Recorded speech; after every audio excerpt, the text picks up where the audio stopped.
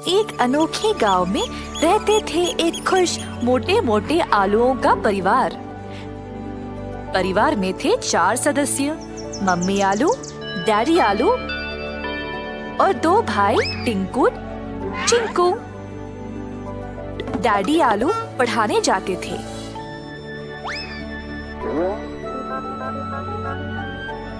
और मम्मी आलू जड़ी बूटियों की दवाई बनाती थी। टिंकू चिंकू का ख्याल भी रखती थी। टिंकू चिंकू रोज साथ साथ खेलते और जब जरूरत तब किसी की भी सहायता करते थे।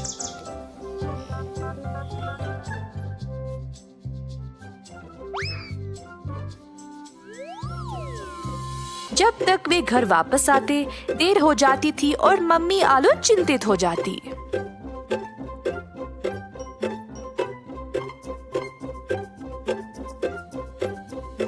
एक दिन टिंकू चिंकू खेलने निकले। जल्दी थकावट की वजह से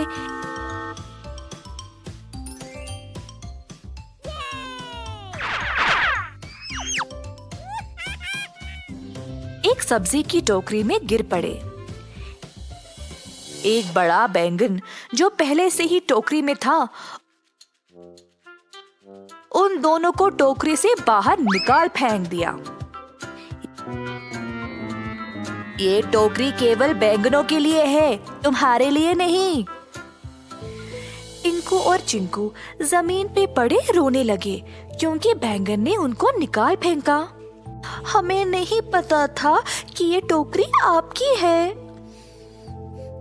हा हा हा, तुम्हें क्या पता? क्या तुम मुझ जैसे लंबे हो ये सब जानने के लिए? शो शो, जाओ यहाँ से, कोई और जगह ढूंढ लो। टिंकू अपना हाथ दो जरा। हाँ हाँ, ये लो मेरा हाथ। बैंगन और भिंडी दोनों ने टिंकू और चिंकू की मदद नहीं की। टिंकू चिंकू दोनों रोते रोते घर वापस आए। मम्मी आलू ने दोनों को रोते हुए देखकर पूछा कि हुआ क्या। टिंकू चिंकू ने मम्मी को सारी घटना सुनाई। मम्मी आलू ने सब्र से सब कुछ सुना, उन दोनों को मनाया और फिर सुला दिया। अगले दिन टिंकू और चिंकू फिर से खेलने बाहर गए। वे देखना चाहते थे कि वो बैंगन उस टोकरी में अब था या नहीं। अंदर झांक के देखा तो टोकरी में कोई नहीं था, पर उनको किसी की रोने की आवाज सुनाई दी। टोकरी के पीछे देखा तो बैंगन वहां बैठे अकेला रो रहा था। बैंगन भाई, क्या हुआ? क्यों रो रहे हो? हम तुम्हारी सहायता करेंगे, बस बोलो कि क्या हुआ। मेरी भैया बीमार है और मुझे नहीं पता मैं क्या करूं, इसीलिए रो रहा हूँ। फिर दोनों आलुओं ने बैंगन के साथ उसके घर गए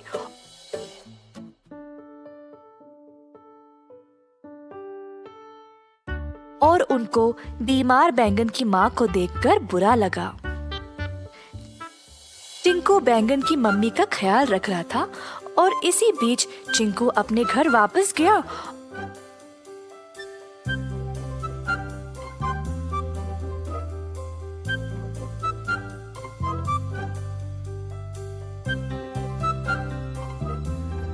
और उनके लिए एक उचित दवाई लाई।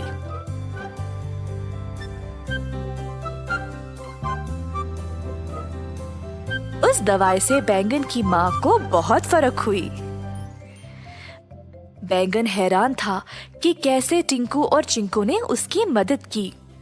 बैंगन के इतना रूखा होने के बावजूद भी दोनों आलू भाइयों ने उसको मेहरबानी दिखाई। उस दिन से बैंगन ने अपना रवैया बदला और अपने दोस्तों को भी यही सिखाया। जल्द सब सब्जी टिंकू और चिंकू की तरह उपकारी बन गए। एक समय की बात है, एक कबूतर था जो पेड़ पर एक घोंसले में रहता था। वो पेड़ एक घर की रसोई के बहुत पास था।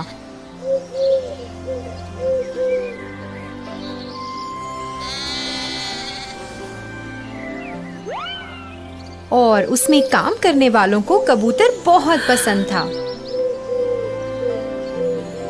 वो लोग अक्सर उसे दाना डालते थे और उसका खूब ख्याल रखते थे। कबूतर अपनी जिंदगी से खुश था और उसे अपने घर से बहुत प्यार था। उस पेड़ के पास एक और पेड़ था जिस पर एक कौवा रहता था। वो बहुत ही आलसी था और सबको परेशान भी करता रहता था। वो दूसरे पंछियों का खाना ले लेता था और कभी उनका घोंसला भी खराब कर देता था, क्योंकि उसे खुद मेहनत करने में आलस आता था। एक दिन कौवे ने कबूतर को उस रसोई से खाना लाते देखा।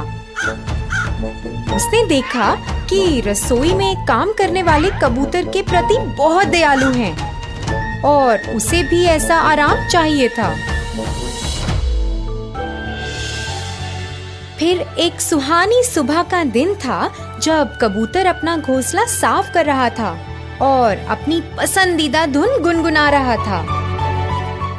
जब वो अपने घोंसले के लिए नई झाड़ियां उठा रहा था, तभी उसका पैर घास में फंस गया। वो अपना पैर निकालने के लिए बहुत संघर्ष कर रहा था। फिर अचानक उसने ऊपर उस काले कौवे को देखा। फिर कौवा बोला, हेलो दोस्त, ऐसा लगता है कि तुम फंस गए हो। क्या मैं तुम्हारी मदद कर सकता हूँ? कोई बात नहीं, मैं ठीक हूँ, कबूतर ने कहा। अरे छोड़ो, मैं तुम्हें बाहर निकालता हूँ। कौवे ने झाड़ियों को खींचा और कबूतर का पैर बाहर आ गया। शुक्रिया दोस्त, तुम्हारा दिन खुशहाल रहे, कबूतर ने कहा। फिर जैसे ही कबूतर उड़ने लगा, कौवे ने उसे रोका। थोड़ा रुको दोस्त, शायद तुम मेरी मदद कर सकते हो। बस एक छोटी सी बेनती है, क्या हम दोस्त बन सकते हैं? फिर कबूतर बोला, हाँ, हम शायद दोस्त बन सकते हैं। अरे वाह, अब दोस्त तो सबका मिल बांट कर करते हैं। मैंने सुना है तुम्हारा घोंसला बहुत बड़ा और सुंदर है। चलो वहाँ चलते हैं, कौवा बोला। कबूतर थोड़ा हिचकिचाया मगर मान गया। दोनों उड़ चले। जब कौवे ने घोंसला देखा, वो बहुत खुश हुआ। कौवे को उस घोंसले में बहुत आराम मिला और उसने पूरा लुत्फ उठाने का सोचा। कबूतर ने उसे वहाँ रहने को और साथ में समय बिताने को कहा, जिससे वो खेलकूद और लोगों के बारे में गपशप कर सकें। पर जब खाने का समय हो गया, कौवे को अपने लिए खाने की तलाश करनी थी और अपना ध्यान रखना था। कुछ दिन बाद कौवा बहुत ही परेशान हो गया।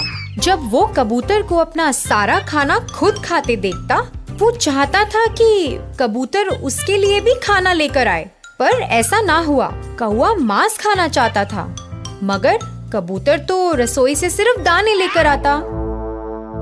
कौवे से इंतजार नहीं हुआ और उसने तय किया कि वो खुद रसोई में खाना लाने जाएगा। एक दोपहर वो चिमनी से नीचे रसोई में गया। उसे मच्छी बनने की खुशबू आई और वो रुक ना पाया। उसने थोड़ा सा चखा और फिर थोड़ा और। फिर वो लालची हो गया और सारी मछली खाना चाहता था।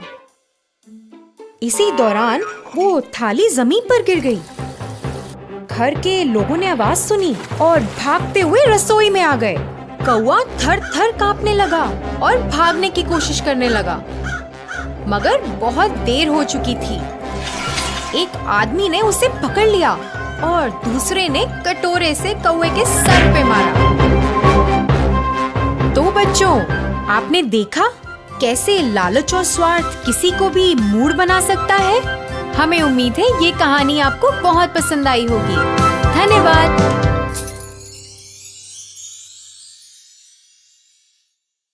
एक समय की बात है, बाजार में था एक घड़ी का दुकान। उस दुकान में प्रदर्शन पर कई प्रकार की घड़ियां थी। घड़ियां हमेशा इस प्रतीक्षा में रहते थे कि उनको कब कौन खरीद के ले जाएगा, परंतु उस दुकान में था एक आलसी घड़ी जिसको किसी भी बात की कोई परवाह नहीं थी। एक दिन एक छोटा बच्चा अपने पिताजी के साथ दुकान पर आया।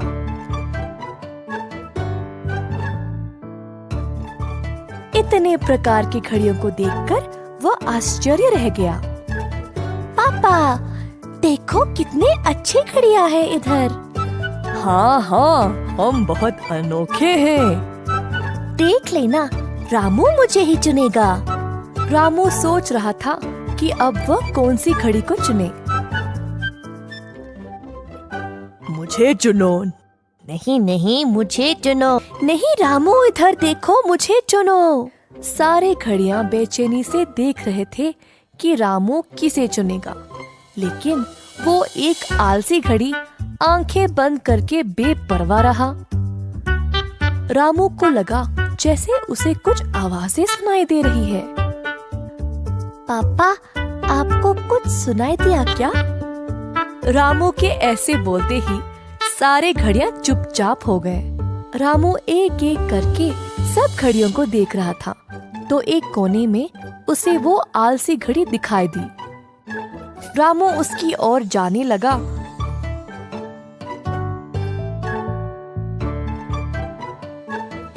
तो पीछे से बाकी घड़ियां हैरान हो गए। बच्चे, उसके पास क्यों जा रहे हो? उसको मत चुनो। हाँ, वो बहुत ही चिड़चिड़ा है। हमें चुनो, हम चुपचाप से तुम्हें समय बताएंगे। जैसे रामू उस घड़ी के पास गया, घड़ी ने अपनी आंखों को टेढ़ा कर लिया ताकि रामू उसको ना चुने। प्रार्थना करने लगा कि अब रामू उसे खरीद ना ले। हे भगवान, यहाँ बहुत शांति है। जब मन करे आराम से सो सकता हूँ। कुछ तो करो भगवान।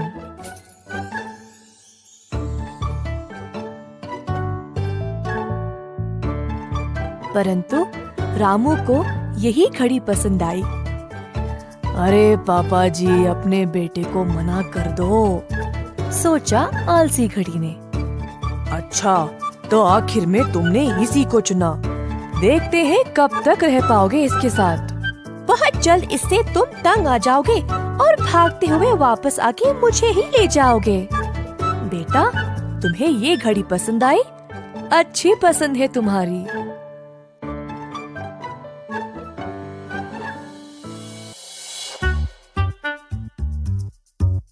रामू अपनी पसंद से बहुत ही प्रसन्न था। घर जाकर उसने अपने बिस्तर के बाजू में इस अलार्म घड़ी को अच्छे से रख दिया। हर रोज रामू घड़ी को साफ करता था और ध्यान से रखता, परंतु घड़ी रामू पर चिढ़ता ही रहा। एक रात रामू रोज की तरह घड़ी को साफ करके अलार्म सुबह के 7 बजे के लिए रखा और सो गया। रामू के सोने के बाद धीरे से घड़ी ने अलार्म का समय 8 बजे में बदल डाला।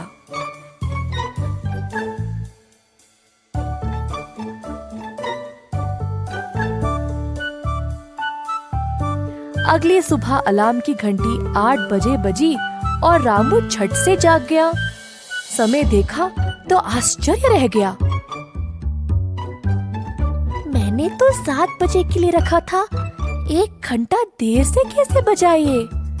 गलती से मैंने ही रखा होगा। उफ, बहुत देर हो गई, पापा गुस्सा करेंगे। रामू जल्दी जल्दी तैयार हुआ और स्कूल के लिए निकल पड़ा। उस रात फिर से रामू ने ध्यान से 7 बजे के लिए अलार्म रखा और सोने चला। अब मैं कल समय पे जागूंगा। घड़ी ने रामू का गहरे नींद में जाने तक इंतजार किया और फिर धीरे से अलार्म 8 बजे के लिए बदल दिया।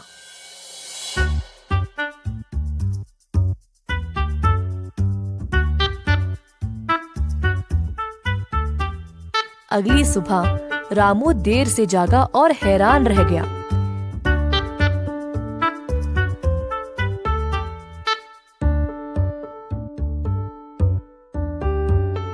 पीछे से रामू के पापा उसे पुकार रहे थे क्योंकि स्कूल के लिए देर हो चुकी थी। रामू ने सोचा, आज रात तो मैं पता करके ही रहूंगा कि ये हो क्या रहा है।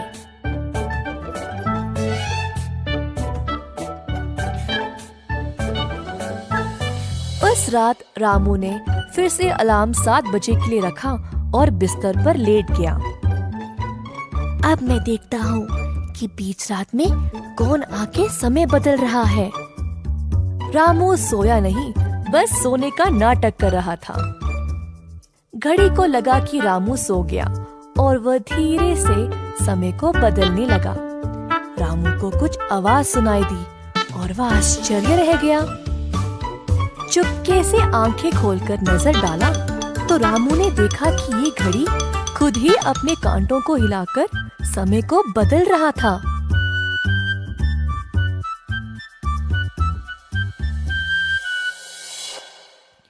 अगली सुबह जब अलार्म 8 बजे को बजा, उफ, ये घड़ी तो बकवास है। इसको तो मैं कचरे में फेंक दूंगा। कूड़े में धूल से भरा बैठे रहने दो इसे। पूरा का पूरा बंद ही हो जाएगा फिर। मैं अभी पापा को बोलता हूँ। रामू की बातें सुनकर घड़ी परेशान हो गया।